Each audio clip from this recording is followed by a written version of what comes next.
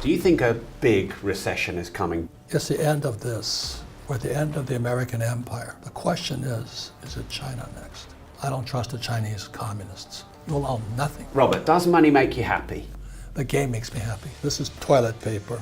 We get rich using debt. But what do our schools teach us? Stay out of debt.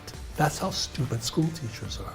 Why isn't this taught in schools? Because surely people should know this stuff. Because school teachers are Marxists. In America, they're called woke. So they believe that white guys oppressing the poor and all that stuff. That's not true. It's our schools oppress people. Because we use debt, we don't pay taxes legally. Do you pay any tax? No. Is your beef real with Grant Cardone? I beef with a lot of guys. Why does Dave Ramsey say all debt is dumb? Because Dave Ramsey is a idiot. That's why. Robert, is the money system rigged? You want to get me in trouble, don't you?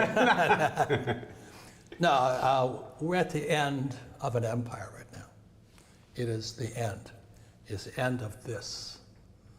And all empires always come to an end. The Roman Empire, the Greek Empire, Chinese were the earliest. Chinese were the first guys to use paper. Right. So what we're looking at today is the end of the American Empire. So it's a very dangerous time. It's explosive, with Palestine and Gaza. All the stuff that's going on is an end of times. Not biblical, but just an end of an era. And the trouble when this comes to an end, war follows. That's what I'm afraid of. I went to Vietnam twice. I was a pilot in Vietnam, so I saw war. It's not good, obviously. I feel for both Palestinians and the Israelis, but we're in dangerous times. So if we're seeing the end of fiat currency as we know it, where do you think money moves to? Good question. This here is a 1964 half dollar. 1964 was the year that this was real silver. But in 1964, the U.S. was now from England, the torch was passed to America. That was 1944, Bretton Woods and all this. And so America was the power. But every empire ends when they debase the currency. So this was 64. I was 17 years old. I remember looking, oh, it's nice, And then one day, I also looked up, and some of the coins looked like this. And that is? This is pure gold. Yeah, 1 ounce. Okay, but I look it up and go, oh my God, why does this coin have copper on it? And that was the end of the empire. Every empire dies when they violate this, when they change the money. So congratulations on all your success about being a real estate guy, because this was 64, then 71. President Nixon took the dollar off of the gold standard. And the reason you're doing so well today is because the dollar became debt, right? So real estate guys, like my friend Trump and all that, we get rich using debt. Whereas the average person is told to work hard, this is toilet paper, save this, stay out of debt. And they're going broke today. I'm afraid for the average punter out there, So we're in serious trouble because with the end of the American empire, is China going to take over? I don't know. Ray Dalio thinks so. Well, Dalio also recommends other, But anyway, I just want to commend you. I want to say the reason I'm here is because of this here. You were. Yeah, I was at the World Cup semi-final. I just want to, because I'm in England, London, rugby is my game. And it's the greatest game in the world to me. It's a pure entrepreneur's game. And the reason it's pure because it's not how big you are. You have really big second row. You have big fat guys like me, props, how's a prop?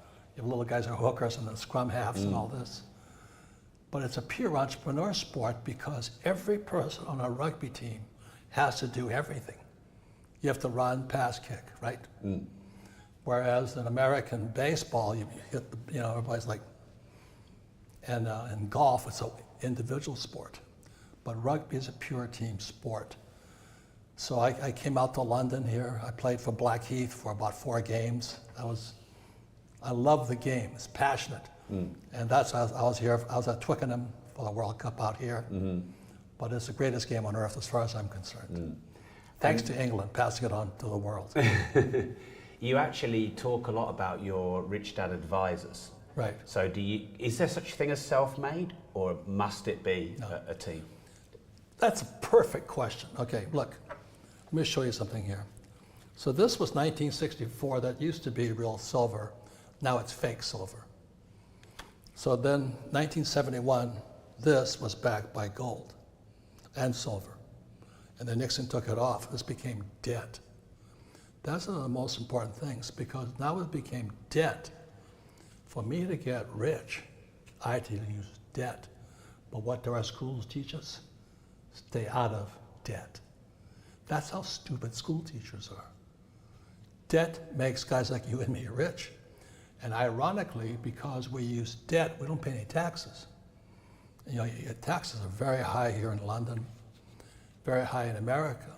But real estate guys like Trump and I, we don't pay taxes legally. Now that makes a lot of the liberal or the conservatives or the, whatever you call them, the greenies and the academic types, angry. Because when Trump was debating Hillary Clinton, that criminal, the Clintons and the Obamas, man, what a bunch of crooks they are. Really? But all politicians are crooks anyway. Anyway, I'm not getting political here. But Hillary Clinton, she was running against Trump. And she says, and you don't even pay taxes. And what does Trump say to her? He means I'm smart. And so the reason I like what you're doing with real estate is you learn to use debt and you pay less taxes to go for this. But what I'm glad I'm doing your program is, once I realized this and this was all changing, the end game wasn't real estate. The end game was gold. So today, this is a U.S. silver buffalo. You can buy this for $30 U.S. I don't know it in pounds. This is 2,200. Okay. So which would you rather have today? Would you rather have this piece of toilet paper? Would you rather have this piece of silver? Or would you rather have gold? The average person wants the paper. This is toilet paper.